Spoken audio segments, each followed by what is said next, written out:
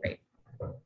I'm Deborah Olinger, the Civic Engagement Program Coordinator for our Center for Community and Civic Engagement at Mesa Community College. And Danette Turner, our Civic Engagement Specialist, will be joining me in the presentation. So what we are doing is connecting civic engagement with our faculty. And to do this, we first need to define it, and then also there's some laws that need to back it up. If you could go to the next slide.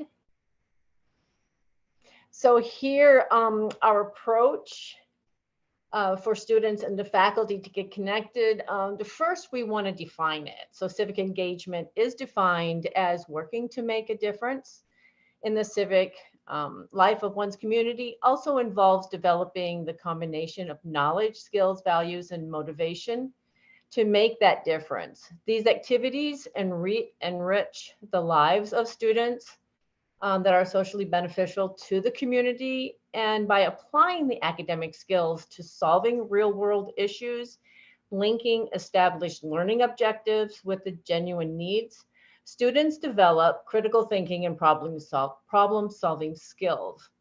And where but in the classroom would students get these connections from our professors?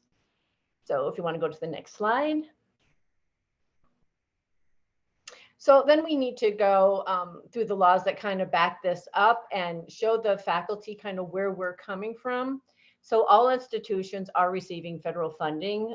So with this, our responsibility is to hold educational programs. Here they discuss this Constitution Day, but we also have our civic holidays, and we need to inform our faculty on what these programs are and why we're putting them on here on the colleges, and why it's important to inform the students to attend these. So later in the presentation, you'll see a positive reaction to contacting the faculty, and then there's a questionable one. So if you'd like to go to the next slide, please. So here in Arizona, according to the Arizona Revised Statutes, we as a community and universities adopt a plan to increase student voter registration and voting. And we do this again on our campuses when we have to also have this backed up for our faculty. Then the next slide. To get deeper into the part here at the Maricopa County Community College District, even though we have a Center for Civic Participation at our district level that seek to enrich public life and discourse on our campuses, there's also in our district handbook that what faculty also need to apply to is that every election year prompts political activity in all sorts of our venues, and at our district level, both they respect and encourage participation in the time-honored tradition of political activities on our college and university campuses. However, since MCCD is a public community college district, all employees are subject to certain legal restrictions on their political activities as well, specifically as it relates to the use of public resources and influence on the outcome of an election. If you go to the next slide. And with the Mesa Community College level, administration and employees must always remain nonpartisan. Employees are prohibited from utilizing either time or resources for partisan politics. So even though we want to promote voter registration and going to the polls, they also have to apply to all the many levels of laws that apply: federal, state, and then the district level, and also the community college level. So there's a lot of red tape to also apply to when we do this. So if you'd like to go to the next slide. So then we come to our department for the Center for Community and Civic Engagement. Here we do promote the quality of life in community, both political and non-political processes. And we do this in several different ways. We have our civic action hours, our civic engagement scorecards, our Engage Me workshops. We also have partnerships and volunteer opportunities, and our fellowships and ambassadors.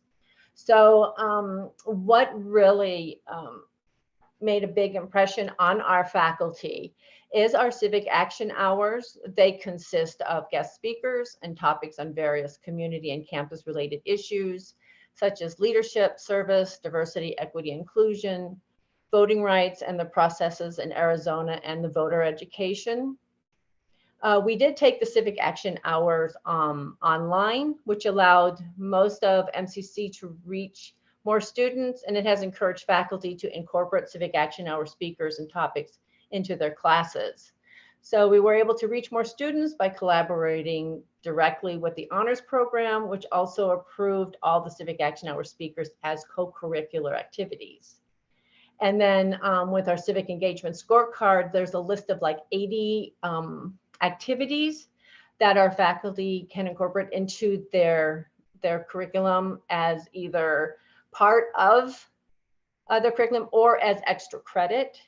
And these are different activities that the students can do on their own, as well as what their professors are requiring. And they do receive points, and also they can become civic scholars and receive badges.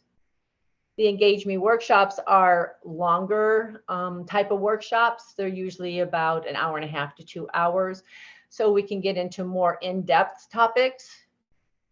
And then of course, we have our partnership and volunteer opportunities and our fellowships and ambassadors.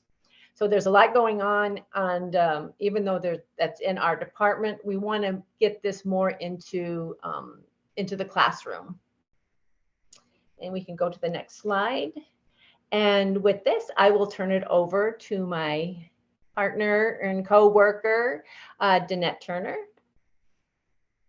Thank you, Deborah. So Deborah's done an excellent job of kind of giving you a background of the laws that are driving us and what we're trying to do currently, or what we are doing currently. And we're very encouraged by what we're doing. We see from our NSOLV reports that we are increasing our student voter turnout, but it's not as much as we would like to see. And so we feel pretty confident and comfortable that we can say we do ask every student. What we're not satisfied with is the level at which we feel like we engage every student. So while we experience success in having engaged students, as some of you have already pointed out in the previous presentations, you are reaching primarily those students who are already vested in this kind of behavior and maybe cultural belief. So what we want to do is to find ways to reach every student and engage every student. And so we're only five employees right now in our center, and there's no way that we can do this by ourselves. And we feel like maybe the most prudential way to do that is to engage our faculty to a greater degree. So how do we do this? How are we planning on do this? This is our theory, and this is the direction we're going in. Could you please advance the slide? Thank you. All right, so already, like I said, you can pretty much figure on partnering with somebody in political science, and we do have excellent faculty who are with us on the same page and engage with us in political science, in social sciences, and education. Please advance. Advance the slide, please. Who we really want to reach now, and our goal is to center on maybe 5 or 6 disciplines a semester and tailor programs and activities to them. We want to reach out in greater influence to business, STEM, the arts, the trades. Advance, please. So this is just an example we threw in. We've sent out mass emails to the faculty, and this is kind of the thing. It's not just us. I think you all maybe suffer from this same malaise or indifference, if you want to call it that. I don't know, maybe that's too harsh of a term. I need to find a better term. So we sent out this mass email inviting all the faculty to participate with us in a past event. And this is just one that's kind of indicative that we're finding in some of these non-traditional fields. So this is the nicest rejection email that we got. We're using it as an example. This professor stated, I like to keep the announcements in class directly relevant to my STEM students, but at the same time, I want STEM students to develop holistically and be aware of all their opportunities to grow at MCC and in MCC CD. Yet I don't want to overwhelm them with individual announcements. So basically, they want their students to be engaged, but they just don't want to take that monkey onto their back. So what we're facing now is, I think, maybe a PR, or we need to improve our salesmanship to get these faculty on board. It is their responsibility. We are required by law. How do we nicely make this easy for them to incorporate into their curriculum and make it productive for everybody and a great experience for everybody? Please advance. All right, so this is our goal, and this is how we're going to go about it. We're zeroing in, like I said, 5 or 6 at a semester. We're looking at the course competencies of the classes that are being offered in a particular semester. And what we're trying to do is match our experiences or our offerings to the course competencies so that it's an easy fit into the curriculum, an easy fit for the professor. It's not more work or a labor for them, but in fact, it will enhance their curriculum, it will enhance the classroom experience, and it will engage the students and help get them excited so that they are driven to incorporate this into not only their personal lives, but by extension into the culture of the campus. Please advance. So how do we go about promoting this? So we need to find ways to sell them on the fact that every citizen is affected by government, right? So therefore, every discipline is affected either through services provided by the government, regulation, safety, subsidies. So we want to put this theory into practice. I have a picture here of Kevin Bacon. Most of you may be aware of the game 6 Degrees of Kevin Bacon, where you try and connect. It's a game where you try and you get a random actor, and then the game is in 6 steps, connect them to Kevin Bacon. So this is based on 6 degrees of separation. So this is like this. We're basically trying to find the connections to show individuals and prove the relevance of civic engagement. Please advance. All right, so what we're working on are enrichment modules, as Deborah has pointed out, extra credit opportunities, opportunities for volunteer and student leadership, faculty resource page, classroom mini grants, and professional development training. And so all of these things, we think if we can combine them and come up with a great offering, that this will be an easy fit for the faculty, and they will want to embrace this and put it into their classroom. And the pictures that you're looking at are actually of Deborah and our student worker. And what was the name of the class, Deborah? It was an art class. She has 3 art classes, and we were doing a demonstration in one of them. All right, so what Deborah and our student are demonstrating, they're coming in and they're putting on a workshop on how to build mats out of recycled plastic shopping bags, and these are then distributed to the homeless so that they have some padding and insulation on the street when they sleep. They're easy to clean, they're easy to transport and lightweight, and they're very durable. And so this in theory is raising the awareness of the plight of the homeless.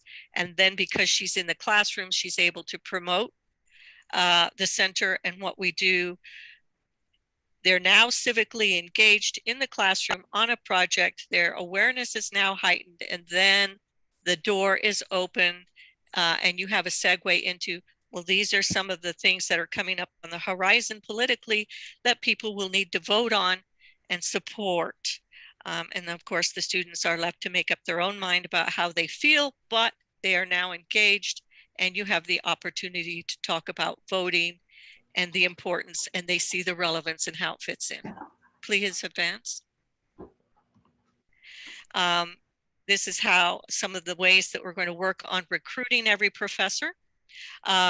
We're going to try and offer professional development opportunities and look at exploring opportunities for funding. We are going to approach, once we have these things in place, approach the deans and ask if we can be invited to departmental meetings so that we can make short presentations. And we're going to continue our email distribution list. What we need to focus on is the ease of implementation, the ability to increase the visibility and viability of each discipline so that there's a selling point for the professors. We would like to back it up with data support. So we want to have a component that tracks our success, promote the fact that it's enriching to the classroom, and also the fact that this is kind of groundbreaking for us. Some of you sound like you're already doing it, but for us it's new.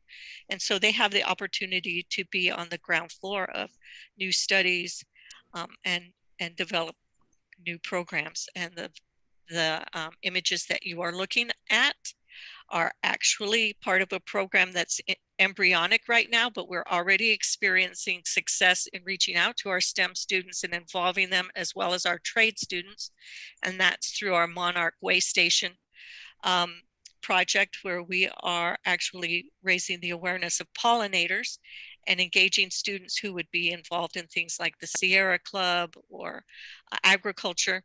And these visuals are of the welding department, who actually built a sign for our way stations and built tools, hand tools for our students. And the way station sign was built by or designed by graphic design students. So there are two atypical disciplines we were able to reach and begin this engagement process that we're trying to build on. Please advance. Yes, and also we are at time right now, so this is a good time to just kind of do a wrap up. I'm so sorry about it. So confident. Not a problem at all. So good timing. This is the end, and this is our Statehood Day project that we actually partnered with the Maricopa County vote. Whoop, nope, that's the end. You can close it out. That is the end.